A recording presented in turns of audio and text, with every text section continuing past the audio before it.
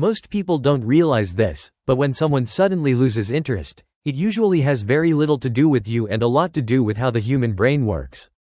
One day the energy is there, the replies are fast, the conversations feel alive, and then without warning everything changes: short answers, delayed responses, emotional distance, silence. Psychology shows that this shift often begins when emotional stimulation drops below what the brain expects. The human mind runs on dopamine, the chemical linked to curiosity, excitement, and reward, and when something becomes predictable, the brain quietly stops paying attention. In the beginning, novelty does the work: new conversations, new emotions, new possibilities. But once that novelty fades, interest has to be maintained by emotional depth, effort, and meaning, and many people aren't prepared for that stage. Another major reason people lose interest is emotional overload. When life becomes stressful, overwhelming, or confusing, the brain looks for relief, not connection, and even healthy relationships can start to feel like pressure instead of comfort. In those moments, withdrawal feels easier than communication, not because the other person did something wrong, but because the mind is trying to conserve energy.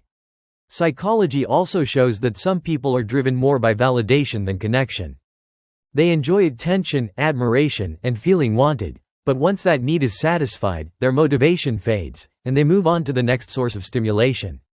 This is especially common in modern digital culture, where endless options train the brain to replace rather than repair. Another uncomfortable truth is that interest often drops when emotional imbalance appears. When one person becomes more invested, more available, or more emotionally open than the other, the dynamic shifts, and the brain sometimes interprets that imbalance as a loss of challenge. Attraction, whether emotional or social, often thrives on mutual effort, and when that balance breaks, interest can quietly decline. There's also the role of avoidance.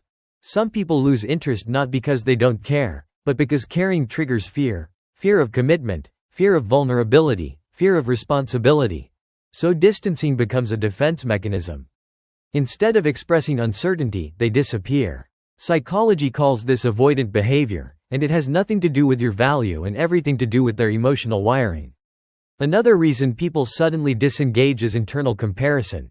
The brain constantly evaluates alternatives, and when someone believes there might be something better, easier, or more exciting elsewhere, their attention shifts even if what they already have is healthy.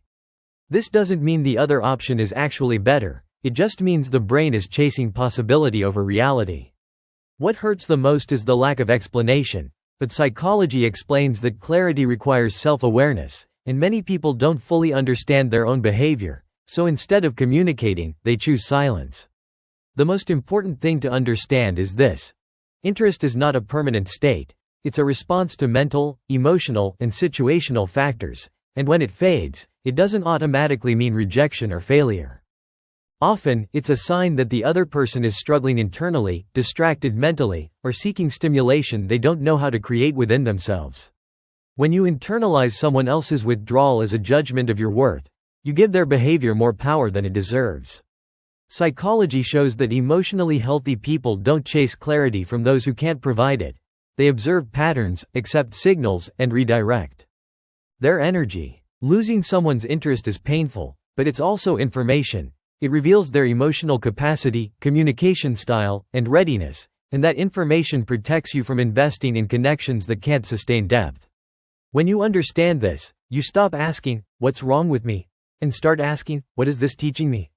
And that shift, from self-blame to self-awareness, is where real emotional strength begins.